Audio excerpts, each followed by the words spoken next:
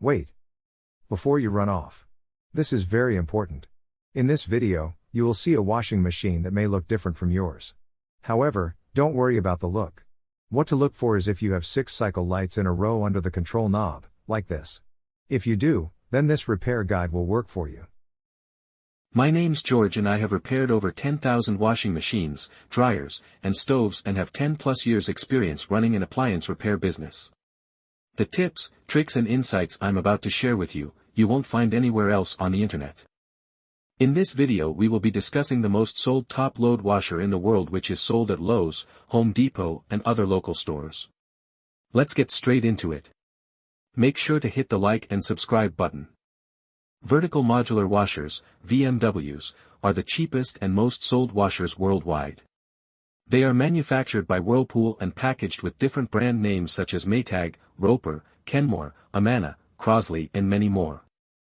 VMWs have a secret diagnostic mode that can tell you what's wrong with them.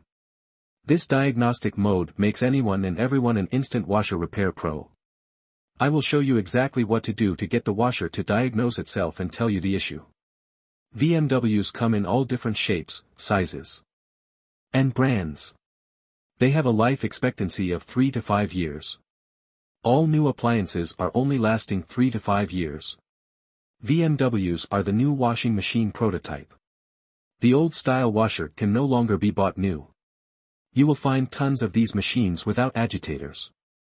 They are fading out the agitator, which is the device in the middle that washes the clothes, because it takes up too much room. VMWs are considered disposable, and most repair companies will not work on them. However, they will still charge a service fee. The main parts of a VMW are the lid lock, water pump, suspension rods, shift actuator, and control board.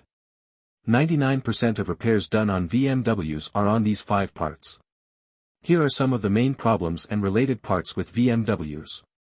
Won't drain, water pump, won't turn on, control board.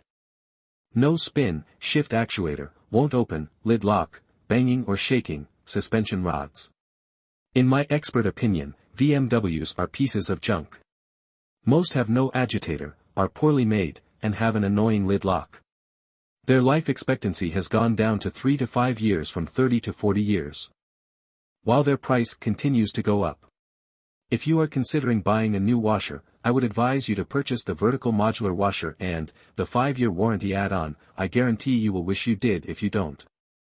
There are many other washing machines on the market, but they are a waste of money. They don't last any longer than the VMWs, and cost more because of the functions it comes with, not because it's a tougher, longer-lasting appliance.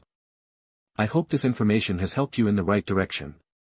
Make sure to hit the like and subscribe button.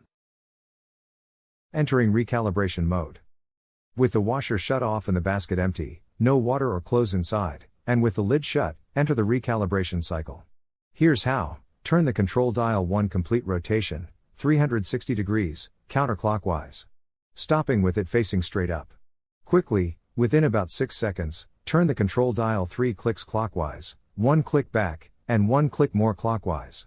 All the green status lights blink when you successfully activate the diagnostic mode. If the status lights don't blink, try again, this time turning the knob faster or slower. In the diagnostic mode, with all lights flashing, select the calibration cycle by turning the control dial 4 clicks clockwise or 4 clicks right. When you're on correct setting, the rinse light turns on, then you simply press start. And then it begins the calibration cycle, which runs for 2 to 3 minutes as it checks all the cycles and functions on your machine.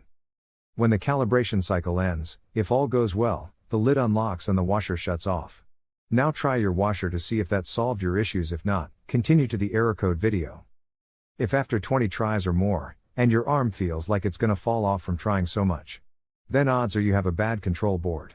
If your washer starts the recalibration but doesn't finish it, you need to pull the error codes and find out why. More. No water or clothes inside, and with the lid shut, enter the recalibration cycle. Here's how. Turn the control dial 1 complete rotation, 360 degrees, counterclockwise.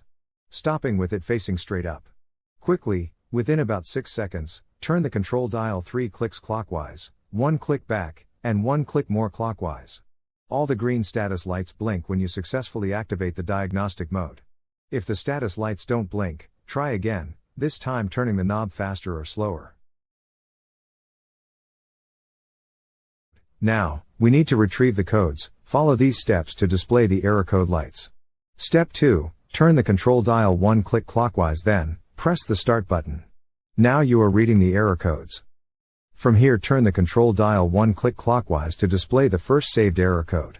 Just the sensing light flashes if no error code was recorded. If this is happening to you but there is still an issue, then you will need to watch our other video. The control displays up to 4 error codes. Step 3, read the error codes. Error codes for the BMW washers have 2 parts. The first is the letter F, followed by a number, and the second is the letter E, followed by a number as well. Which lights are illuminated indicate the numbers. The sensing light on indicates the letter F. The sensing light off indicates E. The wash light equals 8. Rinse equals 4. Spin equals 2. And cycle complete 1. For example, for error code F5E3, when the sensing light is on, the rinse and the cycle complete lights are on. Adding all 3 together equals 5. This means the first part of the code is F5. Then, on the other flash of lights, the sensing light is off, but the spin and the cycle complete lights are on. Adding them together makes 3. The second part of the code would be E3. That's one code. The same error code flashes repeatedly, until you turn the dial 1 click clockwise, to show the next error code. Turn the dial again and see if you have any other codes. If there is no more codes, then you're done. To exit diagnostic mode, turn the washer off. Now, you have your error code. Use these images in this video to look up your error codes. Look in your washer repair manual, or just Google top load washer error code and enter the code, and it should come up no problem. Now you know the problem and what's causing your washer to not work. Now it's time to find the parts needed fast and cheap. Watch our next video for the quick tutorial on how to do this.